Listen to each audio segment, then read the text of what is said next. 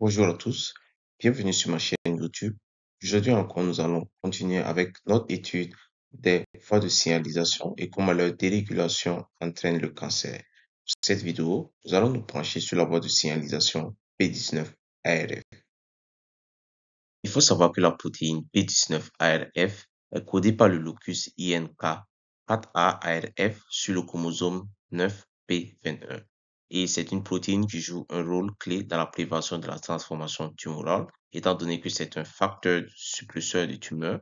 Et sa fonction principale sera de stabiliser P53, qui lui aussi est un facteur suppulseur de tumeur, par l'inhibition de MDM2, qui est une ubiquitine ligase dont son rôle sera d'ubiquitiner les différentes protéines pour leur dégradation au niveau du protéasome. Maintenant, penchons-nous sur l'activité en temps normal de la protéine ARF. Donc, lorsqu'il y a des signaux oncogéniques qui entraînent la prolifération cellulaire comme les signaux RAS, ARF sera donc activé et ARF peut être un facteur suppulseur de tumeur de deux façons, par la voie P53 indépendant et par la voie P53 dépendant. Donc la voie P53 indépendant implique que ARF interagit avec ces différents facteurs de transcription ou protéines afin d'inhiber la prolifération cellulaire. Et la voie P53 dépendant implique que ARF va entraîner une inhibition de MDM2 qui, lui, en temps normal, inhibe P53. Donc, l'inhibition de MDM2 va permettre une meilleure stabilisation de P53.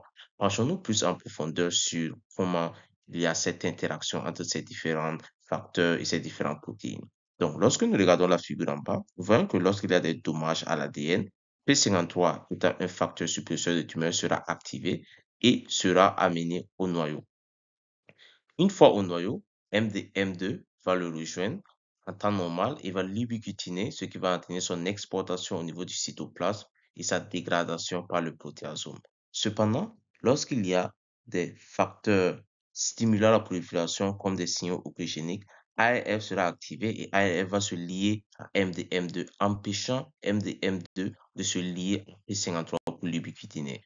La conséquence sera donc que P53 ne sera plus ubiquitiné par MDM2 et donc sera plus stabilisé et aura un rôle plus remarquable au niveau de la cellule. Important aussi de noter que la protéine P19-ARF est hautement régulée au niveau de la cellule humaine. Donc, son activation se fait par les oncogènes qui provoquent un stress prolifératif et qui entraîne l'induction de P19-ARF. Et sa répression se fait par la méthylation du promoteur ARF, qui est un mécanisme épigénétique et qui va entraîner un silençage épigénétique par des protéines ou des complexes protéiques tels que BMI1, PRC1, qui entraînent également une répression transcriptionnelle. Donc, il y a aussi la régulation du P19-ARF par la dégradation post-traductionnelle, c'est-à-dire que P19-ARF peut être dégradé par le système ubiquitine protéasome. Alors, pour terminer, il faut savoir que la protéine P19-ARF peut voir son activité être freinée par plusieurs facteurs, parmi lesquels il y a les mutations ou les délétions qui peuvent venir au niveau du gène ARF, une hyperméthylation du promoteur d'ARF qui va entraîner un silençage épigénétique, ou même la surexpression de MDM2, qui est l'ubiquitine ligase dont nous avons vu précédemment, peut entraîner une dégradation excessive de P53.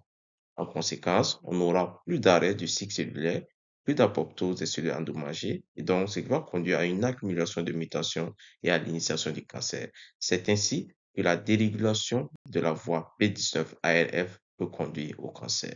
Cela conclut notre vidéo. J'espère qu'elle aura été intéressante et enrichissante pour vous. Moi, je vous dis à la prochaine pour d'autres vidéos d'éducation scientifique. Au revoir.